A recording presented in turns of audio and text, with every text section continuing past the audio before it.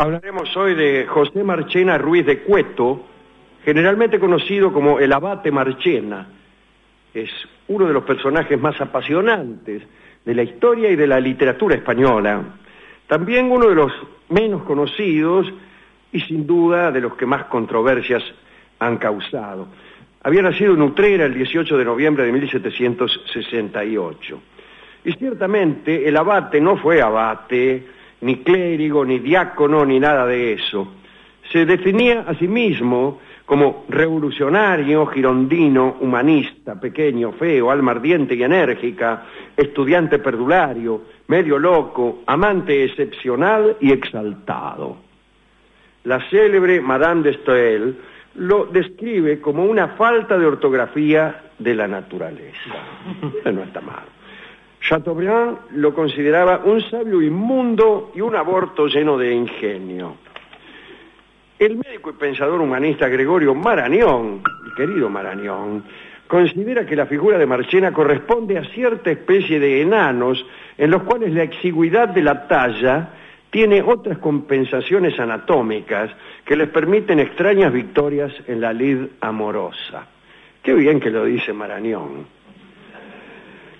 El título de heterodoxo se lo dio nada menos que don Marcelino Menéndez y Pelayo, que es el que le da título a todo el mundo en las letras españolas.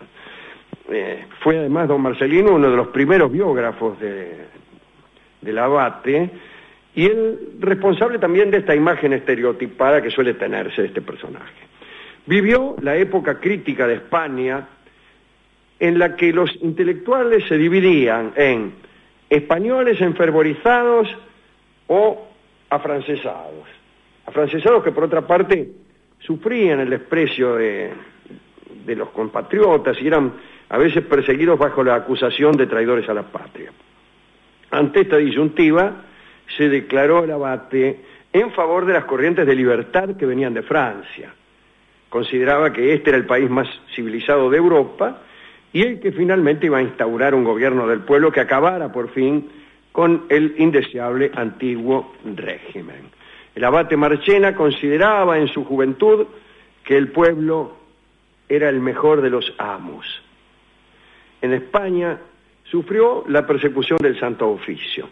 Según el expediente inquisitorial, se le acusaba de propagar ideas no acordes con la moral establecida, supuesta participación en una trama republicana y tener libros prohibidos. En Madrid publicó un periódico para expresar sus ideas libertarias y para criticar la intolerancia y el despotismo. Se llamaba El Observador, Consiguió sacar 6 números, parece que fuera de la quiniela, sí, ¿no? De publicar 6 ediciones, 6 números. Y no son pocos porque duraban poco aquellas aventuras, ¿no? Era muy raro que una revista, un diario alcanzara más de 2. La serialidad, claro. En general 2 eran, ¿no?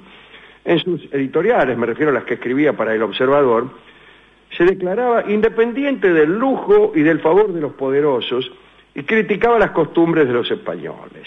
Dictaminaba sobre el amor, sobre los afectos y decía que la razón última de todo sentimiento era la búsqueda del placer y la satisfacción personal.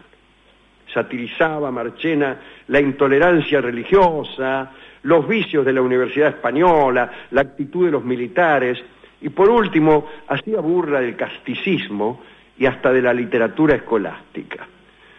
Marchena desde luego saludó con júbilo la Revolución Francesa y quiso romper a viva fuerza los lazos de la superstición política en España. Con algunos camaradas realizó una descabellada tentativa de conspiración republicana que terminó inmediatamente. El abate fue de los más comprometidos en aquella intentona y como además tenía cuentas pendientes con la Inquisición, ruidos con la Inquisición, diría alguien, se refugió en Gibraltar, que como bien sabemos es Peñón al sur de Francia, al sur de España, que está en poder de los ingleses. Estaba en aquel momento en poder de los ingleses y lo está ahora. y desde allí viajó a Francia. En Francia duplicó su producción literaria. Como los crímenes a sangre fría le repugnaban extraordinariamente, se disgustó con Robespierre, con el incorruptible, ¿no? Un personaje con quien había simpatizado en un principio, pero después lo abandonó y, aconsejado por el dirigente revolucionario Brissot, se pasó al bando de los girondinos, los que estaban en contra de la montaña, digamos, el partido oficial de la legislatura al cual pertenecía Robespierre. Sobre este periodo de la vida de Marchena escribió su compañero de cautividad, el marsellés Riouf, Jean Honoré Riouf. Juntos fueron presos, estuvieron presos en Burdeos y después fueron conducidos a París y fueron encerrados en los calabozos de la Conciergerie. Escribió Riouf: me habían encarcelado juntamente con un español que había venido a buscar la libertad a Francia bajo la garantía de la fe nacional. Perseguido por la Inquisición religiosa de su país, había caído en Francia en manos de la Inquisición política de los comités revolucionarios. No he conocido una alma más verdadera y más enérgicamente enamorada de la libertad, ni más digna de gozar de ella. Fue su destino ser perseguido por la causa de la República y amarla cada vez más. Contar mis desgracias es contar las suyas. Nuestra persecución tenía las mismas causas, los mismos hierros nos habían encadenado, en las mismas prisiones nos encerraron y un mismo golpe debería acabar nuestras vidas. Qué hermoso francés, ¿eh? Lo dice Riouf. El calabozo donde fueron encerrados Riouf, Marchena y otros girondinos era el número 13. Allí escribían, discutían y hacían bromas de pésimo gusto. Todos ellos eran ateos y, para diversión de ellos, vivía, ahí en la misma celda creo, un pobre benedictino, santo y paciente varón, a quien se complacían en atormentar de 1000 exquisitas maneras. A veces le afanaban el breviario, le afanaban, otras veces le apagaban la luz, o interrumpían sus devotas oraciones con el estribillo de alguna canción obscena. Bueno. El monje lo soportaba con resignación y ofrecía a Dios aquellas tribulaciones sin perder nunca la esperanza incluso de convertir a alguno de aquellos desalmados. Ellos, para contestar a sus sermones y argumentos, levantaron un altar y fundaron un nuevo culto con himnos, con fiestas y música. Al flamante Dios lo llamaron Ibraya, y Riouf dibujó el símbolo de la nueva secta. Después, cuando redactó sus memorias, aseguró que aquella religión valía tanto como cualquier otra y solo parecía pueril a los espíritus superficiales. Por ahí convertían al benedictino. A lo mejor. Bueno, empezaban la ceremonia del nuevo culto con gran estrépito, entonaban a medianoche el coro de los adoradores de Ibraya y el pobre monje quería sobreponerse al bochinche con el de Profundis, pero no podía. Y así lo atormentaban, ¿no? En medio de esta situación, la salud de Marchena, mucho jorobarlo al benedictino, pero la salud de Marchena iba decayendo, tanto que estuvo en peligro de muerte. Casi agonizaba. Entonces el benedictino apuraba sus esfuerzos para convertirlo, antes que se muriera. Pero Marchena, a las cristianas exhortaciones, respondía con el grito de ¡Viva Ibraya, canejo! La mayoría de sus compañeros de prisión fueron subiendo uno tras otro al cadalso. Marchena, sin embargo, no lo mataron. Y eso que cuando le perdonaron la vida, le escribió a Robespierre, indignado por el perdón, y escribió provocándolo. Decía: tirano, me has olvidado, mátame o dame de comer, tirano. Y Robespierre, quizá le gustó la audacia de Marchena. Claro. Es más, quiso atraer y comprar su pluma, a lo cual Marchena se negó con altivez y permaneció en la cárcel siempre bajo la amenaza de la cuchilla revolucionaria, hasta que cayó Robespierre, el 9 de Termidor, y recobró Marchena la libertad.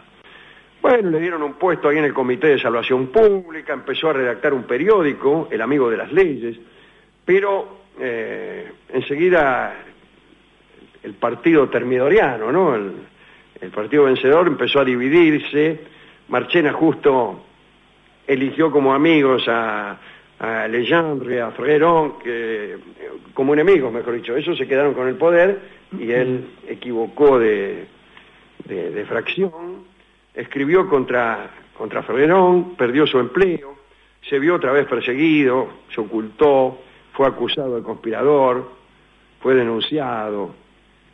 Hizo en 1797, ya estaba el directorio, una crudísima oposición, y el directorio le aplicó una ley contra los extranjeros sospechosos y fue conducido hasta la frontera con Suiza. Se refugió en casa de una antigua amiga, que no era otra que Madame de Staël. Y ahí, en unas tertulias, ella le brindó hospedaje, pero en realidad con no mucha amistad. Fue a París y cuando la revolución de 1820 abrió las puertas de España a los afrancesados, Marchena volvió a Madrid muy esperanzado de haber premiado sus antiguos servicios a la causa de la libertad, pero no logró nada porque los mismos afrancesados huían de Marchena. Era demasiado radical en sus convicciones y estaba tan loco que comprometía a cualquier partido al que se afiliara. Así que lo dejaron morir en el abandono y la miseria en 1821. Ese fue el José Marchena Ruiz de Cueto, revolucionario, girondino, humanista, pequeño, feo, alma ardiente y enérgica, estudiante perdulario, medio loco, amante excepcional y exaltado. Una tarjeta personal. Sí, una tarjeta grande. Hemos ido a la discoteca y allí el discotecario... Otro que tiene linda tarjeta también. Sí, me dijo que a él también le pasaba lo mismo, pero no me dijo qué.